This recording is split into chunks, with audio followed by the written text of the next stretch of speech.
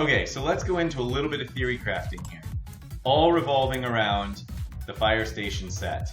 If we look at the fire station set all the way up to its maximum ability, whenever a hero resists a debuff, there's a 40% chance, there is a 50% chance that they gain 1 stack of courage. How do you resist a debuff?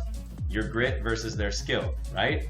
Which begs the question, how does grit actually work? Some people think it's just a straight calculation. Some people think it has this exponential curve to it. Most people's thought is the higher the grit, the better.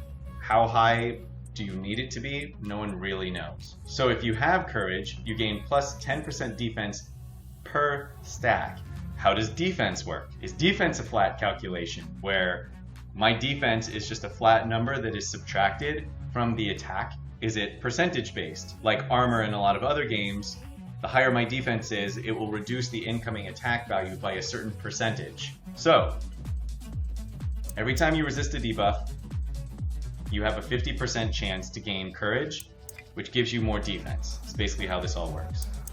Then if we look at real role model, whenever a hero with at least 1 stack of courage attacks, they have a 50% chance to clear 2 to 3 debuffs off of a random other city hero.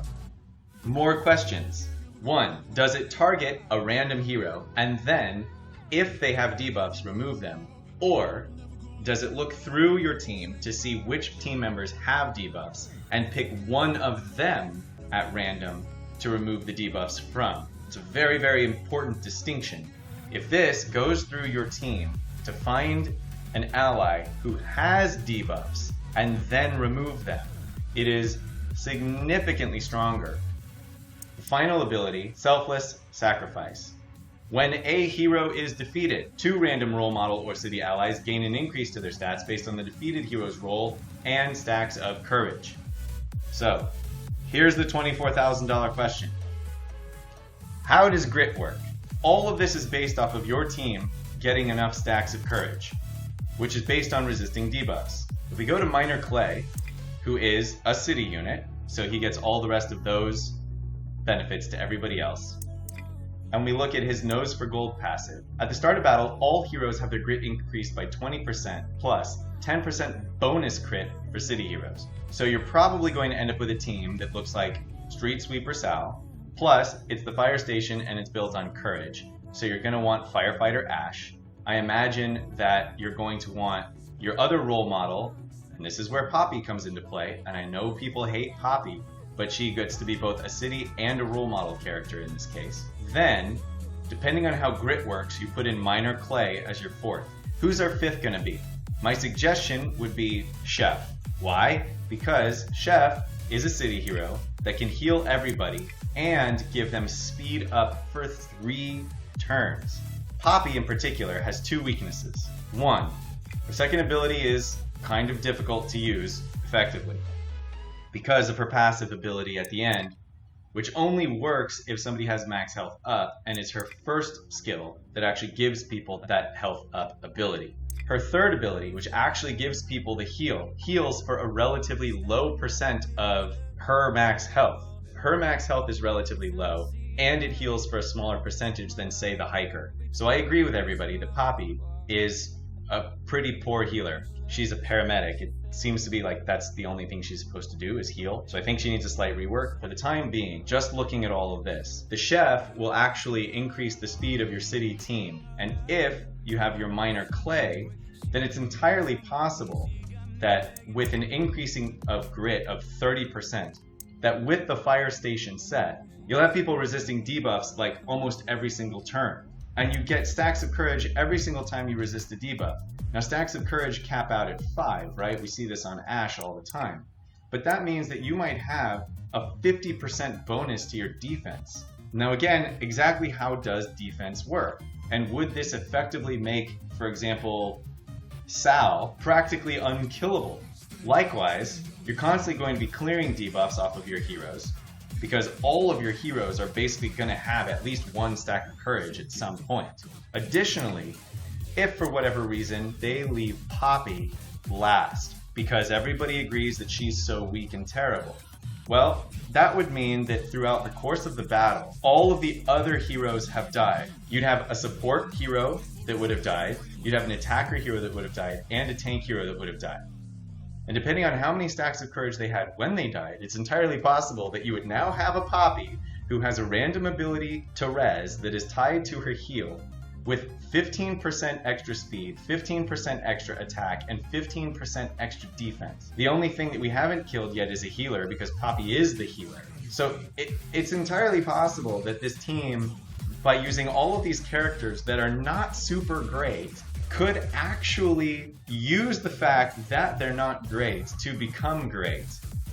I don't know. I'll be interested to see how it works. I'm very excited about it, but at the moment, there's no way to get the fire station up to 4 stars. The only way that we were getting tiles before was in Brickspedition, and Brickspedition's gone.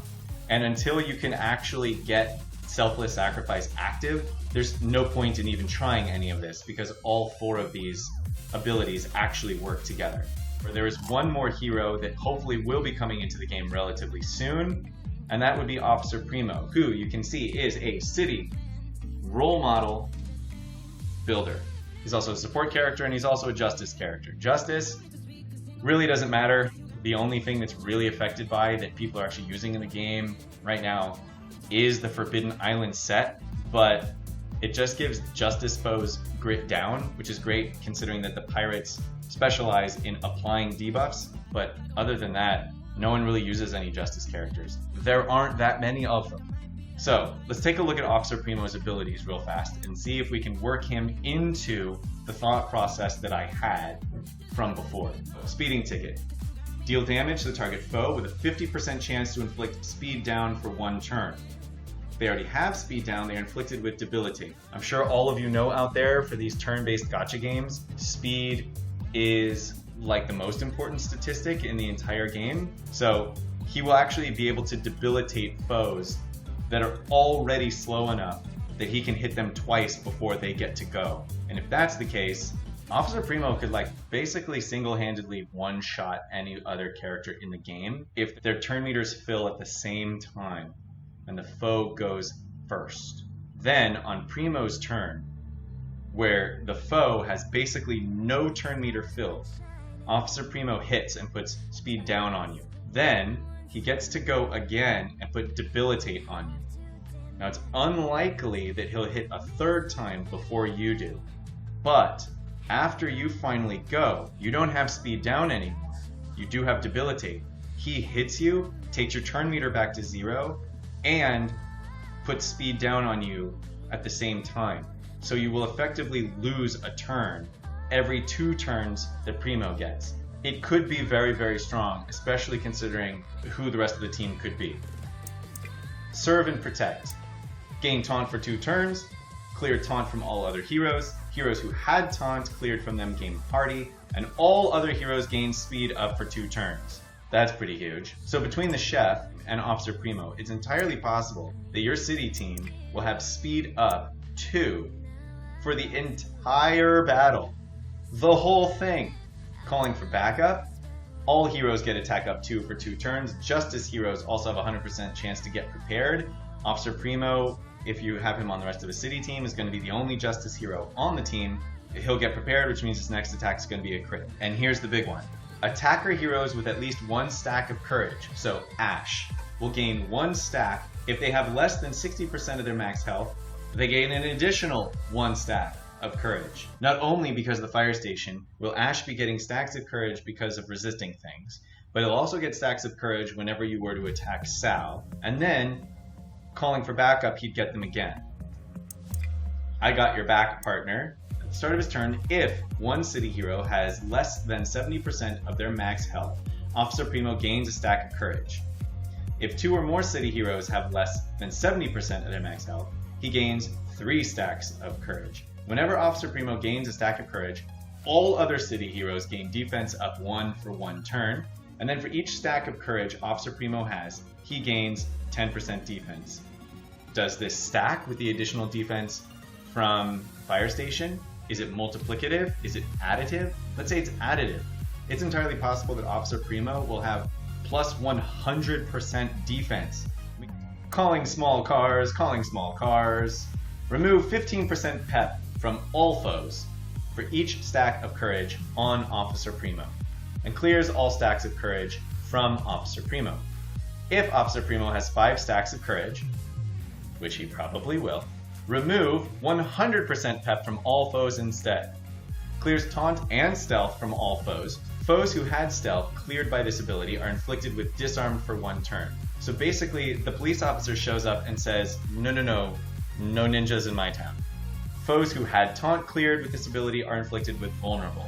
So I think when Officer Primo were to come in, we're going to want Firefighter Ash, we're going to want Chef, we're going to want Officer Primo. I would argue that you probably are going to want Poppy to be in there because of her role model status. And then the question is, do I want Street Sweeper so that I effectively have 2 tanks, or do I want to put Miner Clay in there for the extra grit so that people resist more often? Lots of questions. So here's what we need to know. 1, how does grit actually work? What is that mechanic? What is the math? 2, how does defense actually work? Is it a flat reduction? Is it a percentage reduction?